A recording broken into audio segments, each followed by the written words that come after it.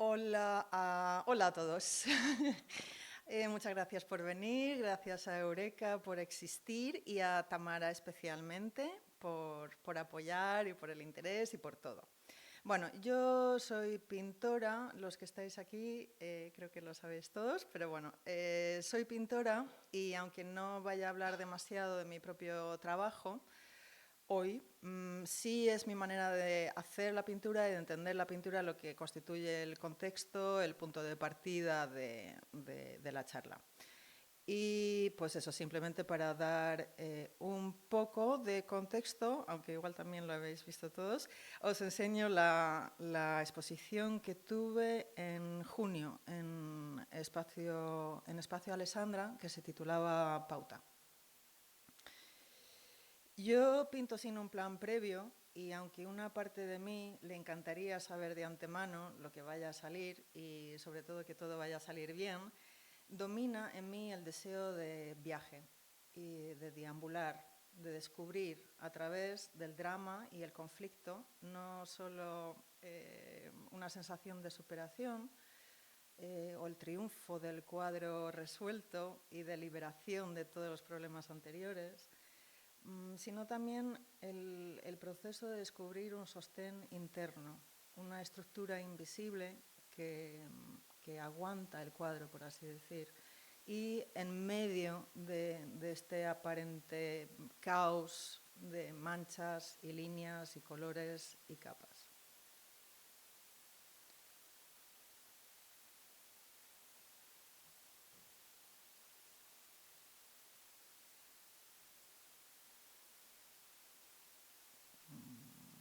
Que esto estaba bueno, en cuanto a la charla propiamente dicho, os voy a proponer un acercamiento, un paseo por el concepto de experiencia o emoción estética. Y voy a intentar aclarar el concepto primero y rápidamente. Entonces, bueno, la charla también tiene, creo que, 3 partes. O sea, una estructura sería una primera parte un poco técnica, corta, luego totalmente personal, lo que es el paseo, y luego una conclusión, y luego una conclusión. Bueno, pues la estética sería la filosofía del arte. No ha habido nunca, ni creo que vaya a haber, una conclusión definitiva sobre qué es el arte. Y hoy simplemente lo definimos a través de la obra de arte. Y una obra de arte lo es cuando socialmente, o lo es básicamente, ¿no? Cuando socialmente se acuerda que lo es.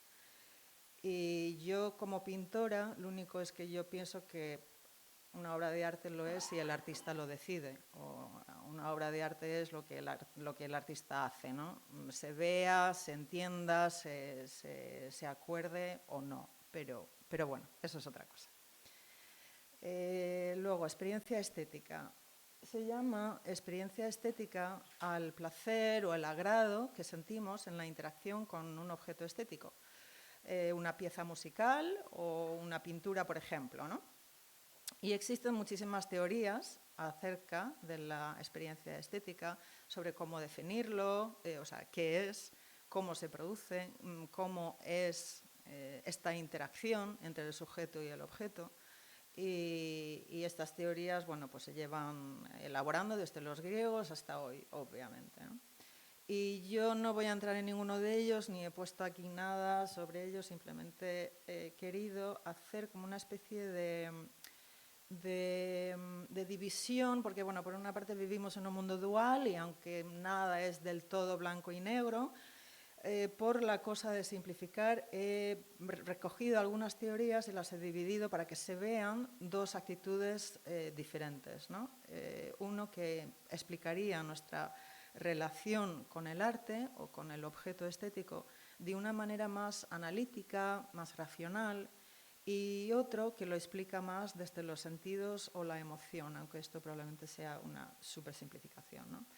De todas formas, es una división parecida a conceptual, material, teórico, práctico, mente, cuerpo, ¿no? Etcétera. Entonces, bueno, yo soy del equipo enfoque perceptivo Nietzsche, como veis, aparece en los dos, porque por lo visto fue cambiando de opinión en su madurez. Y allí, bueno, lo que yo voy a hablar hoy es de mi vivencia personal, sobre lo que yo he ido entendiendo y formando, ¿no?, a lo largo de los años, y que resulta que sí confluye con teorías de la percepción, que sería representado aquí por Merleau-Ponty, y Dufresne, que yo no he leído, pero las citas y referencias sobre él sí que ambos, digamos que yo siento que me representan, ¿no? Me siento representada por ellos como pintora. Y luego tenemos aquí la neuroestética, que sería probablemente la teoría más contemporánea, ¿no?, que también forman parte de esta actitud, vamos a decir. Bueno, Merleau-Ponty y Dufresne dicen claramente que la experiencia estética, tal y como yo la vivo, no es un proceso tanto del pensamiento como de una experiencia que implica principalmente el cuerpo. Para mí, la experiencia estética es una emoción y es algo que sucede entre yo y el objeto, sin intermediarios. Tampoco está limitado a los objetos propiamente artísticos, como una música, un cuadro, una escultura, etc. Y entonces tanto la ciudad como la naturaleza, es decir, el entorno, tiene la capacidad de activar respuestas emocionantes en nosotros. Si esta interacción entre yo y el objeto, entre el sujeto y el objeto estético, no fuera posible sin un intermediario, porque la obra es muy conceptual, o porque necesito leer o estudiar, o que me cuenten qué es lo que sucede en o en torno a la obra, o de dónde viene el artista, en todos los sentidos, ¿no? Pues entonces, en ese caso, y en el caso de que suceda algo realmente, no va a ser una experiencia estética, va a ser una experiencia principalmente intelectual. Y para mí, aunque esto lo he escrito y lo he pensado como instintivamente, ¿no?, para mí esa experiencia intelectual es como de segundo orden, aunque me sorprenda mi propio lenguaje y no es por nada, simplemente se trata de mi experiencia, ¿no? Y entonces, para mí, la emoción estética, no la intelectual, sino la estética, es tan completa y maravillosa que simplemente no puede compararse.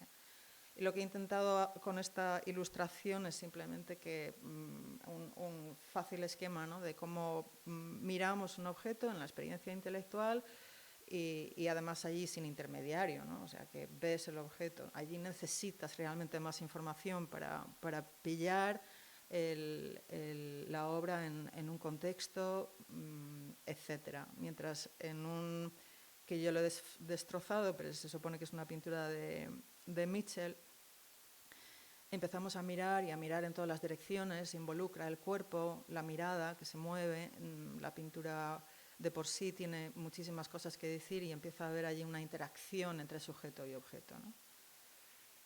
Entonces esta charla lo que quiere es preguntar sobre cómo miramos, cómo usamos los ojos realmente, o sea, literalmente, ¿no? Y propone que os preguntéis también cómo miráis el mundo y cómo miramos el cuadro. Yo como pintora habitualmente voy a decir cuadro-pintura, pero me entendéis, ¿no? O sea, el objeto estético. Yo hablaré o mencionaré la mirada pura y hablaré sobre lo abstracto y lo bello en la naturaleza, la ciudad y la pintura. Y como yo quiero relacionar sensibilidad, sistema nervioso y percepción, me serviré además de 3 síndromes o trastornos para estructurar este discurso. Estos síndromes que son comunes, son más o menos comunes: glosofobia, pareidolia y el síndrome de Stendhal. El primero, la glosofobia, aparentemente no es tan importante para el tema de la experiencia estética. El segundo es interesante y es conflictivo para el tema en cuestión y para mí misma, Y el tercero es maravilloso o fascinante y es muy relevante para el tema. Vamos allá, sobre todo si no hay preguntas o comentarios hasta aquí. Glosofobia es un trastorno de ansiedad o una fobia social específica que estoy experimentando ahora mismo y desde que empecé a hablar. Es decir, miedo a hablar en público. O sea, a un nivel consciente me encanta tener público y micro, pero es como si una alarma antiaéreo me recorriera el cuerpo y me impidiera disfrutarlo. Siento una especie de ataque de pánico que suele ir pasando con el tiempo, pero también puede tardar bastante y nunca sé cuánto. Si tengo suerte no se me nota demasiado, pero tengo una sensación de ahogo al hablar, taquicardia, rigidez, falta de naturalidad, falta de flexibilidad mental y escrito tensión total, no es total, pero tensión. Y yo no sé si hablar de ello cambiará algo, pero quería probarlo.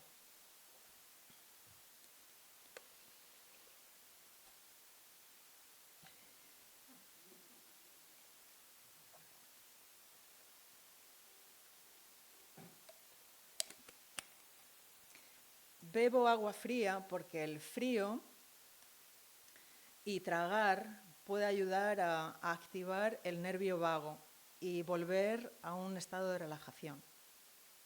Por lo visto, el nervio vago se llama así, no en plan perezoso, pero en el sentido de vagabundo. Es un nervio que deambula por el cuerpo y como un mensajero informa al cerebro sobre todo lo que pasa en los órganos principales y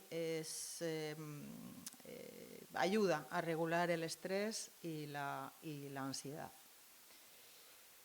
Yo asumo que mi glosofobia es parte de un trastorno de ansiedad que afecta a las charlas, sobre todo, ¿no? A este tipo de dinámica. Entiendo que tiene que ver con temer ser juzgada negativamente por vosotros y porque aquí desarrollo un discurso, al fin y al cabo, que es más personal, ¿no?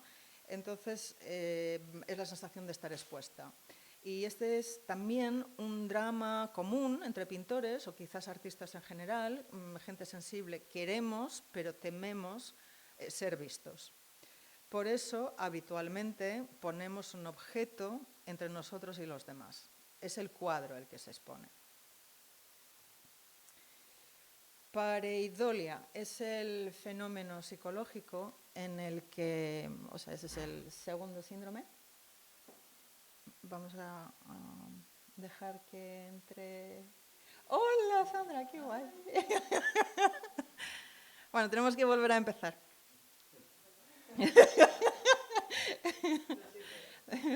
Hola, Sandra, gracias por venir. Estaba hablando de que estructuro la charla de varias maneras, pero estamos en medio de tres síndromes o trastornos. El primero era, ¿cuál era el primero? Glosofobia, que es el pánico a hablar en público. Y ahora creo que justo iba a empezar con pareidolia, ¿sí? ¿Verdad? Vale, pues pareidolia es el fenómeno psicológico en el que nuestro cerebro percibe un patrón reconocible, como una cara o un objeto familiar, en un estímulo vago. Y o sea, ahora no en el sentido de vagar o deambular, sino en el sentido de aleatorio. O sea, un ejemplo sería ver figuras en una nube o en una mancha cualquiera, los cristos, ¿no? Que las caras de Cristo que aparecen en las tostadas, etc. O también, que no lo sabía tampoco, pues escuchar el ruido de una corriente de agua y hay gente que oye voces, que se oye... Sí, bueno, que oyen voces, que hay palabras ahí. Y otro ejemplo sería ver figuras postradas en los perfiles montañosos. Allí, por ejemplo, sí reconozco que no puedo evitar de buscarlo, ¿no? Y siempre es el mismo, además, pero bueno. Luego, también sería ver figuras dentro de pinturas abstractas o no figurativas. Es decir, ver figuras donde no hay ninguna. con base probable en la necesidad de supervivencia en tiempos prehistóricos, el cerebro hace predicciones sobre lo que ve buscando en su base de datos formas e imágenes conocidas. Y la prioridad es evitar lo ambiguo, obtener una forma clara. Y este año me pasa un poco como con la glosofobia, término que yo evidentemente no conocía, pero bueno, que el caso es que quiero mirarlo todo de frente, ¿no? Mi pánico y demás, y sin disimulo. Y es que en mi última expo, que os enseñé en Espacio Alessandra, volvió a pasar que hay gente que dicen que ven cosas en mis cuadros. Algo que, dependiendo del día, me decepciona o me agobia más o menos, ¿no? Pensaba que yo fallaba como pintora si eso sucedía, o sea, cuando eso pasaba. Mi cuadro no es lo suficientemente abstracto. Hasta pensaba en cómo puedo pintar para que la gente no vea nada de figuras, o sea, de ninguna manera, ¿no? O para que lo vean como lo veo yo, fragmentos o restos de posibles formas, pero nada concreto. También pensaba que ellos fallaban en su percepción y mi impulso es la reeducación, que se trata de un cuadro y no de una montaña o una corriente de agua, que un cuadro tiene una intención que el paisaje no tiene, que esa intención es una guía para el espectador, que es libre, pero no tanto de ver, ¿no?, lo que su imaginación le dicta, etc.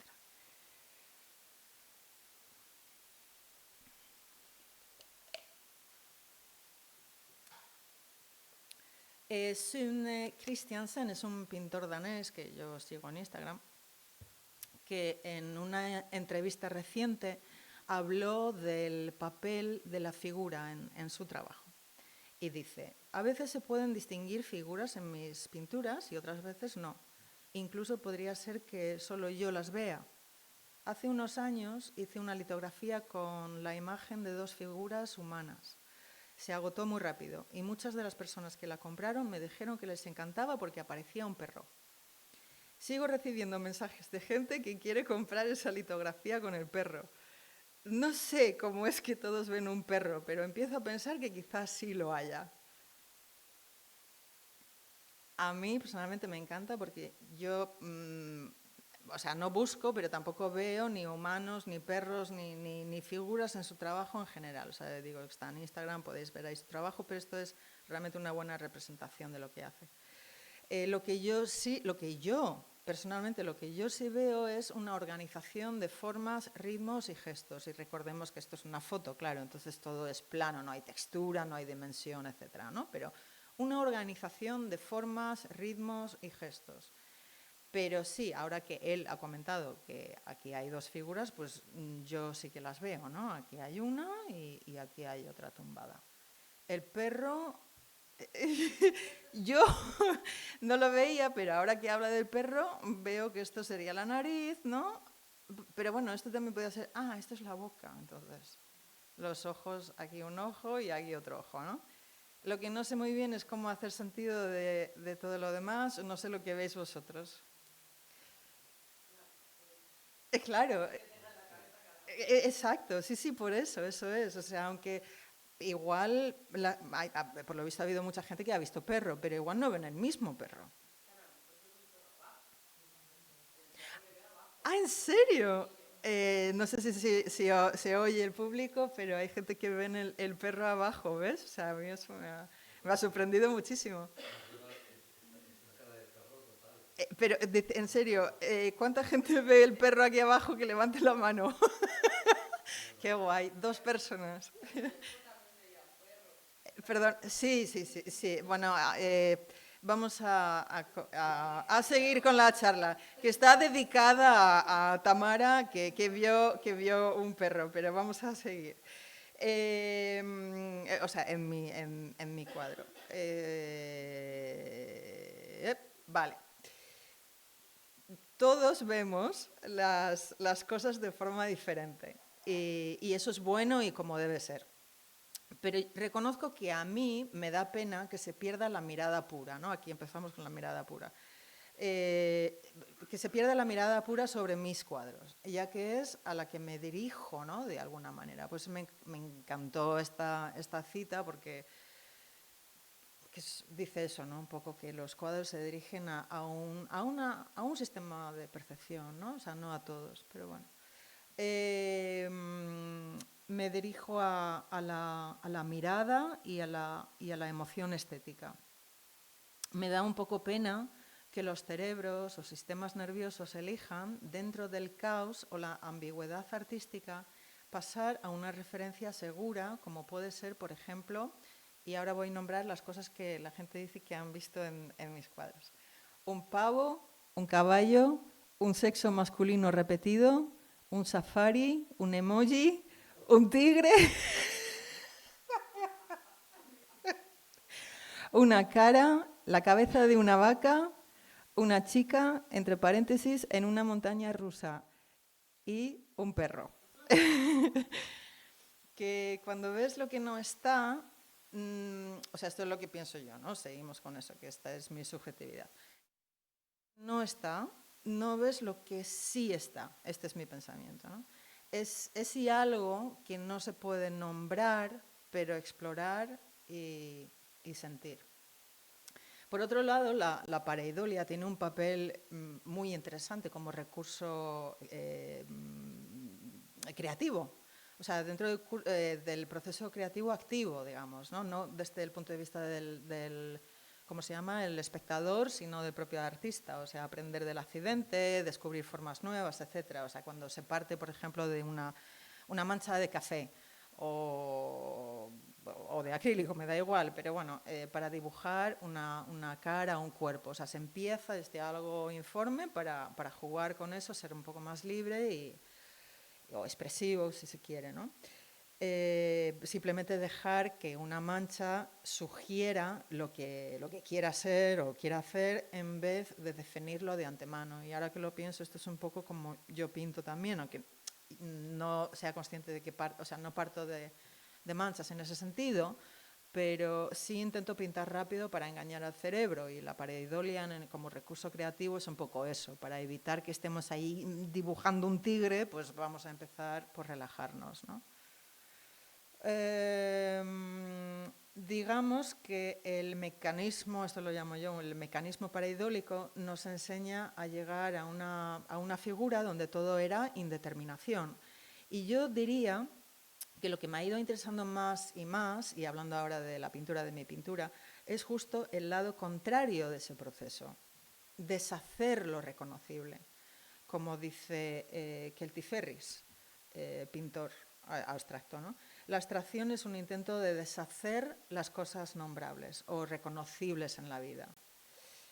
Y en un programa de Art21, que está en YouTube, Kelty está en su estudio y habla sobre cómo la gente dice que sus cuadros recuerdan a la ciudad.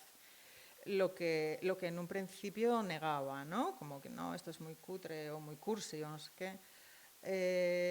Y hasta que se dio cuenta de lo que ve o de lo que veía todos los días por la ventana.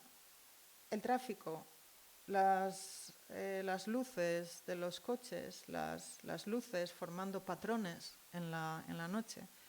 Y estos puntos de luz, pues se ve que se van trasladando a sus cuadros. Ya no son luces de coches, sino pinturas. Independiente, un cuadro independiente. Y apunta a otro mundo, más allá de la vista literal de la ventana. El ciclo de esta creación de mundos sería un poco, así me lo imagino, sería un poco el ciclo de creación de mundos nuevos, ¿no? En el que participa la pintura o la creación y la imaginación. Lo mismo sucede evidentemente con cualquier forma de arte, una novela, un videojuego, que toma del mundo actual cosas y las reordena con más o menos imaginación para crear un mundo propio, pero que luego también acaba influyendo en el mundo tal como es, ¿no? Como parece que es, que nunca es estático, ¿no? Que cambia todo el rato, actualizando. O sea, la obra acaba actualizando nuestro propio entendimiento de él, ¿no? Entonces, esto es la idea de crear otros mundos. Como que uno de los papeles, además del arte, es reordenar lo familiar, haciéndolo no familiar, o que exista en la tensión entre lo familiar y lo no familiar, ¿no? Y muchos pintores trabajan en ese sentido, y creo que es bueno también que asumamos que una manera de mirar un cuadro no vale para todos. O sea, no todos son iguales, ¿no? No toda pintura se dirige a los sentidos. O sea, yo no puedo aplicar mi manera de disfrutar de mis sentidos a un arte más puramente conceptual o ilustrativo, porque no va de eso. En ese sentido, saber identificar artes diferentes es tan importante como ajustar nuestro lenguaje o comportamiento según el contexto, ¿no? Que es lo que hacemos. O sea, si es un contexto de amigos o de trabajo, etcétera, ¿no? Y ajustamos, identificamos pues, el contexto pues, para facilitar una conexión con el otro. O sea, estamos constantemente en esa interacción. Y si no nos interesa, nos vamos, pero bueno. Como pintora, la abstracción a mí me permite trabajar la pintura realmente y por sí misma, no con el objetivo de crear una imagen o una representación de algo, sino usar el óleo por su textura, por los colores y las formas. Espera, que me he liado. Por la textura, los colores y las formas por ellas mismas. Y a la vez, sin pensarlo, que esto también me parece interesante, aunque esto ya es intelectual, un espacio metafórico. Quiere decir que aparte de trabajar con la materia y los colores y mis propios gustos o manías, yo siento también una conexión con la cultura, con la sociedad y aunque eso no se manifiesta literalmente, yo no trabajo con eso de forma literal, sí pienso que de alguna manera el cuadro tiene que ver también con una celebración de diversidad, de complejidad, de mezcla de cosas serias y cosas tontas, formas firmes y formas vagas, de brillos metálicos rápidos y mates lentos, lo pasado y el ahora, y que todo esté en un mismo plano, en capas que se comunican, con un deseo también de armonizar, a propósito de ese sostén interno, ¿no?, que se busca cuando se pinta, de armonizar lo divergente sin negarlo, sin negar el caos, ¿no? Sin unificar el campo a un mismo o único color beige.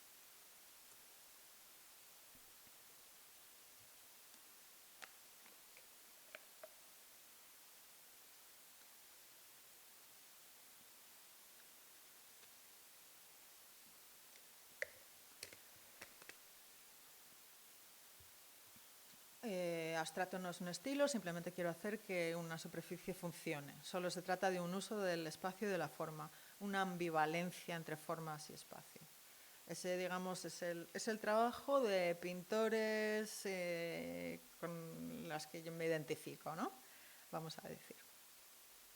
Aunque luego se construya o exista en el pensamiento aquel espacio metafórico final, pues lo que importa es el trabajo. Y el trabajo es forma, espacio, sí.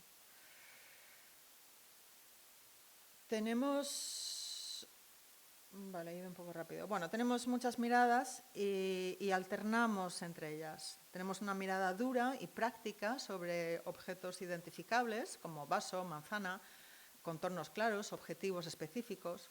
La mirada autopiloto, yendo a casa después de trabajar, ver el mundo pasar como sombras a nuestro lado.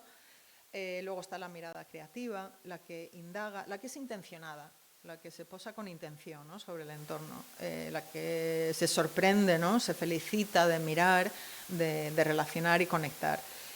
O también la de pintar, que es a la que se refiere aquí Merleau-Ponty, mi nuevo héroe. Que dice cosas, pues eso, tan emocionantes, tan bonitas y extrañas, porque dices, pero bueno, el pintor, sea quien sea, al pintar practica una teoría mágica de la visión.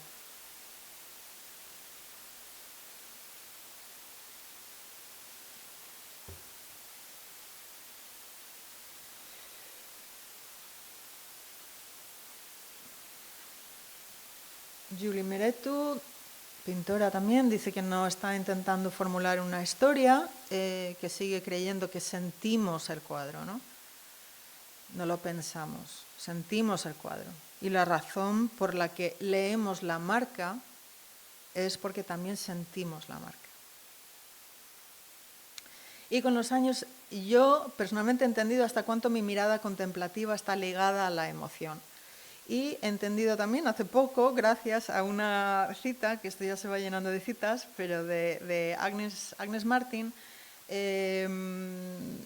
o sea, cuánto está ligada la mirada contemplativa a la belleza, porque francamente había dejado de pensar en términos de belleza, o sea, no era consciente de eso. Ella decía que cuando pensaba en el arte, pensaba en la belleza y que esto era el misterio de la vida. Ella hablaba de la perfección y puede que para mí a menudo sea justo lo contrario, lo imperfecto, lo disonante, feo, lo que me emociona y llamaría bello. Todos vemos de forma diferente y definimos de forma diferente lo bello, pero esto es verdad. La respuesta a la belleza es la emoción. A veces son emociones muy sutiles de las que casi no somos conscientes y a veces son nuestras emociones más intensas, ¿no? El trabajo de Agnes Martin, y su concepto de perfección quizá está más ligado a la naturaleza que de la ciudad, que es más caótica y ruidosa, ¿no? Yo he vivido casi siempre en ciudades y me encuentro casi siempre en una. Este es y ha sido mi foco diario y lo que ha ido informando mi sistema nervioso y mi manera de ser. Y además tengo un patrón curioso, que es la primera vez que voy a mencionar esto. He vivido en 3 ciudades, o sea, más de 3 meses, ¿no? He vivido largo tiempo en 3 ciudades y las 3 empiezan por S y están formados por 9 letras. Aquí es curioso. Pensando brevemente en estas ciudades, diría, Emma se ríe, pensando brevemente en estas ciudades, diría que Estocolmo es una ciudad muy ordenada, homogénea y reglada, digamos, ¿no? Las farolas son las mismas en todos los barrios, igual que las papeleras y los bancos, igual que no hay una sensación como de partes, en general, vamos a decir. No hay una sensación de parte, sino de una sola totalidad. Las aceras, que es lo que, no sé si lo veis, pero este es el patrón de las aceras, es el mismo en todos los barrios, de toda la vida. O sea, desde que nací, o sea, no cambia. Salvo la plaza Sergel Story, y el casco viejo, que tiene el suelo, no me sale ahora, pero el suelo viejo. Y son básicamente los únicos suelos que se salen de este patrón. Como ves, esta foto es de los años 60 y hoy en día es el mismo. Estocolmo es, aunque aquí no hay fotos especialmente bonitas, ¿no? Pero Estocolmo para mí es una ciudad preciosa, es bonita, pero a mí no me emociona, o voy a decir no me emocionaba, porque ahora hace mucho que no vivo en ella, ¿no? Pero igual ahora sería diferente, pero bueno, no me emocionaba. Salamanca, la ciudad vieja, me refiero ahora, distorsiona las nociones habituales de tiempo y espacio. Yo diría que es amplia, pero a la vez es pequeña, no se tarda nada en recorrerlo, ¿no? Pero cada metro de piedra es significativa y abrumadora. Salamanca me parece absolutamente mágica en el sentido de su belleza casi natural. Arquitectónicamente pertenece claramente a otro siglo, cuando la ciudad no estaba en oposición, sino en conversación inteligente o incluso era una continuidad, ¿no? de la naturaleza y del paisaje. La piedra de Villamayor, que da forma a la mayoría de los edificios, es tan única y especial, y ese dorado, ocre de arena, me parece un elemento muy estable, muy relajante, suave, agradable, humano. Salamanca era tan bella a la luz intensa del sol que parecía que iba a desaparecer, implosionar dentro de su propia perfección o de mi emoción.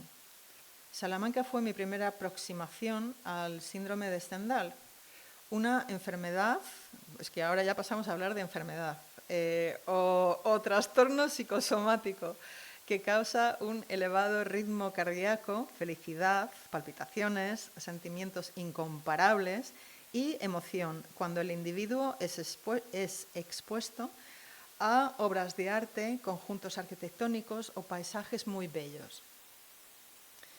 Un poco como un ataque de pánico, pero en plan ataque de amor estético. Por lo que leo, depende del día, pero por lo que leo, igual mis experiencias estéticas no son tan fuertes. Pero sí hay algo de eufórico y extático en mis experiencias estéticas, ¿no? Santander, por lo contrario, tiene un juego menos intenso, pero muy interesante entre naturaleza y arquitectura, con más contraste y mucha variedad. Siempre hay cosas medio derrumbándose y construyéndose. El efecto del mar y el salitre sobre las superficies, las manchas de humedad. Hay belleza clásica, belleza industrial, semirural y belleza decadente. Y todo esto va reciclando y retroalimentando mi situación en la ciudad, donde los cuidados y la dejadez conviven en el mismo espacio-tiempo. De repente, una capa de asfalto nuevo, seguido por asfalto viejo, grisáceo y craquelado. El diseño de ubicación de los bancos y de las papeleras parece fruto de impulsos o presupuestos momentáneos, más que de una verdadera planificación urbanística. Ya me he quedado atrás. Igual que las farolas o el dibujo de la acera, que varían según dónde en la ciudad nos encontramos. Está el mar y las playas y los muelles y las montañas. Y quizás sobre todo lo que más me llama la atención y me emociona son los rápidos contrastes y transiciones entre diferentes materiales y texturas. Si en Estocolmo todo es granito, aquí es madera, piedra, PVC, hierro, cristal, grés, mármol, cemento, arena, agua y todo esto muy todo el rato, ¿no? De repente una gaviota o un graffiti, la perspectiva que se abre y luego se cierra mucho, la luz tan especial. Aquí siento que el mundo es bellísimo y súper interesante por sí mismo, especialmente los días soleados de Nordeste. Esta mirada emocionada no se mezcla con literatura, no se mezcla con política o historia, es únicamente mirada. Santander y especialmente toda la zona menos, no sé, he puesto aquí menos comercial, pero bueno, y menos cuidada estéticamente me resulta muy estimulante. O sea, es mi barrio, esto es mi barrio, vamos. Mucho más estimulante que una ciudad como Estocolmo, por ejemplo. Y más que la perfección barroca de Salamanca, aunque me cueste decirlo, porque al final es otro tipo de uniformidad, ¿no? La belleza de Salamanca. Entonces, bueno, yo creo que hay una especie de simbiosis formal entre mi pintura y la ciudad, y estoy volviendo a pensar en Kelty Ferry, si os acordáis, las luces de tráfico, etcétera, que todo lo que vemos acaba entrando de alguna manera en la obra, por la mirada, ¿no? En fin, líneas de dirección o simples restos, marcas, manchas, contrastes, cosas innombrables. Pienso en esta ciudad como por partes, en contraste con Estocolmo, que lo veo más como una unidad, ¿no? Cada variación es un mundo propio. No pienso en Santander como algo unificado. Y esto de partes también lo veo en mi pintura. Y tengo que luchar para lograr una sensación de unidad.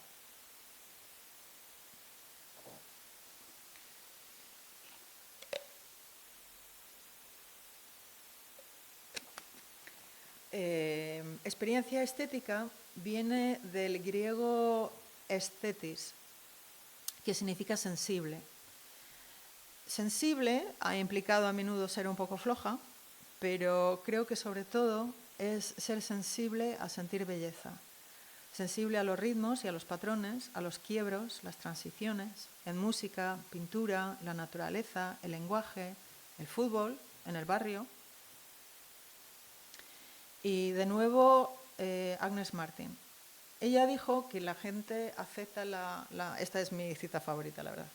Dice que la gente acepta la emoción pura cuando viene de la música, pero de la pintura exigen explicaciones, ¿no? Y muchos pintores no queremos explicar nuestro trabajo, ni yo quiero realmente que me expliquen las obras de los demás. Yo quiero mirar, yo quiero mirar y sentir estéticamente. Y esa emoción estética es a lo que entiendo que Agnes Martin se refiere cuando dice emoción pura, la que no viene mezclada de otros campos, ¿no? O disciplinas, sino está cargada de sí misma. Da igual que sea música, que sea pintura, que sea lo que sea. Y si hablamos de pintura, podríamos decir que sería mirar los cuadros con nuestros ojos carnosos, que es lo que dice Merleau-Ponty, para hacer esa referencia al cuerpo, a lo corporal. No miramos con nuestros ojos mentales, aquello de identificar botella de Coca-Cola, ¿no? Sino con el cuerpo. Por supuesto, nada es puro.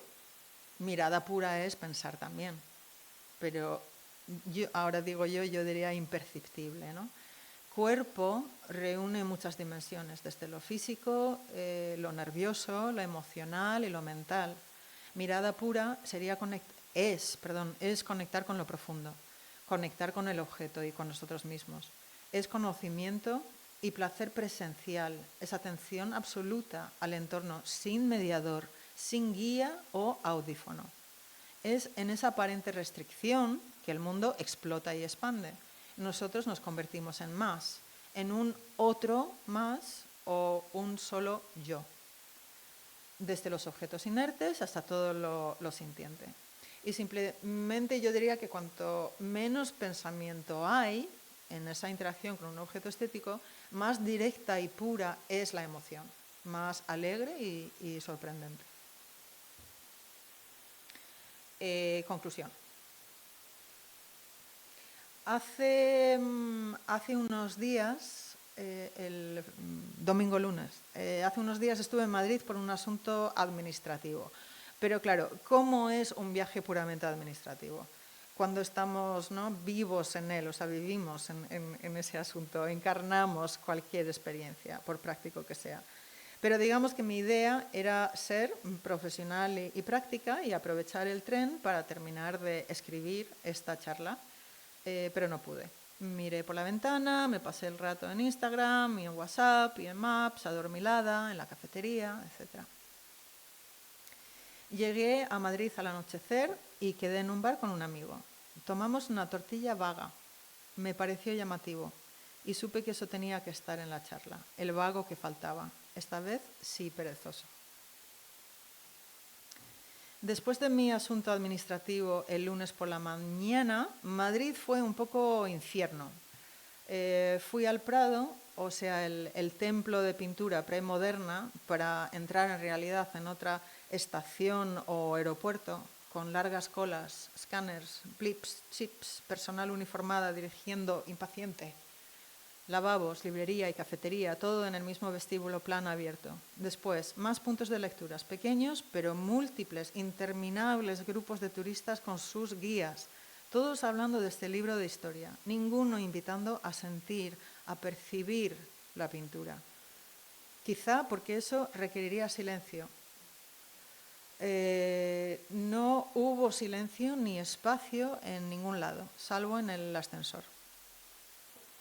No se puede usar la cámara en el museo, pero estaba delante de Carlos IV de Goya y llegaba el estruendo de las continuas marchas militares de los altavoces de Recoletos. Para mí un insoportable recordatorio de lo que vendrá mañana, me imagino, el 12 de octubre. Qué pena, ahora no hay sonido.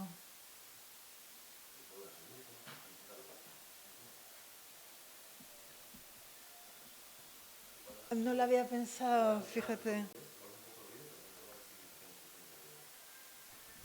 Pues que era... Ay, espera.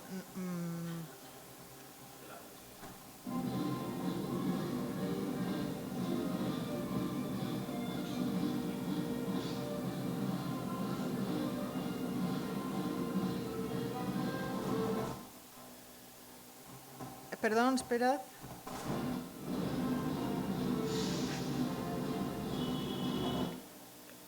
Vale. Creo que ya lo podemos hacer así. Me ha gustado hasta más con esa interferencia, ¿no? Que ha sonado. ¿No? ¿No ha sonado infernal? Es que era una discoteca pública, pero de marcha, o sea, bueno, no sé. El caso es que yo no podía ver los cuadros en esas condiciones y luego por mi cansancio, que había dormido poquísimo entre el viaje y tal, pues mi cansancio y mi sobreestímulo, de alguna manera se rompió esa idea que yo tenía de pasar unas horas eficaces, ahora artísticamente eficaces, ¿no?, en Madrid antes de coger el tren de vuelta. Deambulé, perdón, caso omiso. Deambulé como dentro de un laberinto.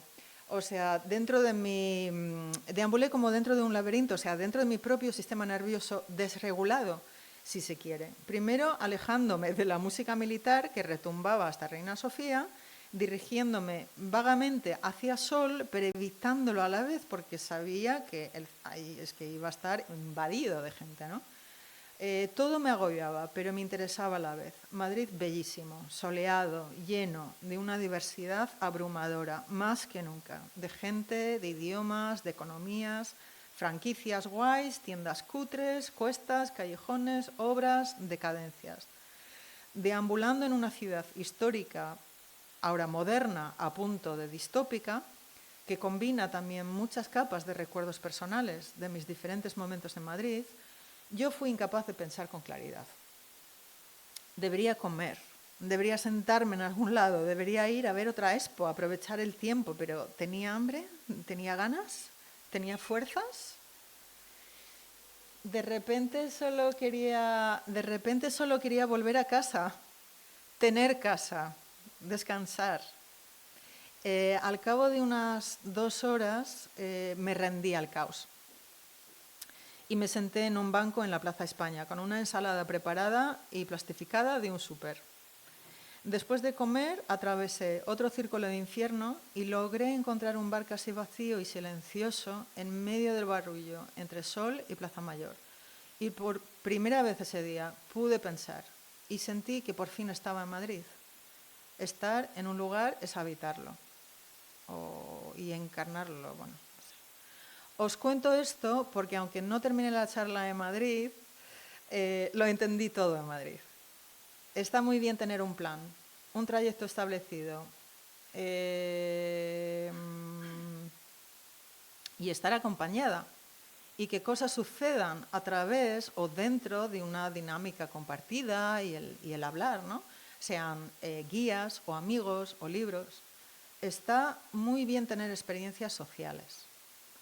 Pero en términos de experiencia estética, frente a un objeto estético, sea ciudad, naturaleza o cuadro, la emoción necesita de un lugar propio, una pausa dentro del estímulo, una soledad para poder emerger, aparecer como experiencia personal enriquecedora, no como juicio, sino como alivio, como rendición a la belleza en todo.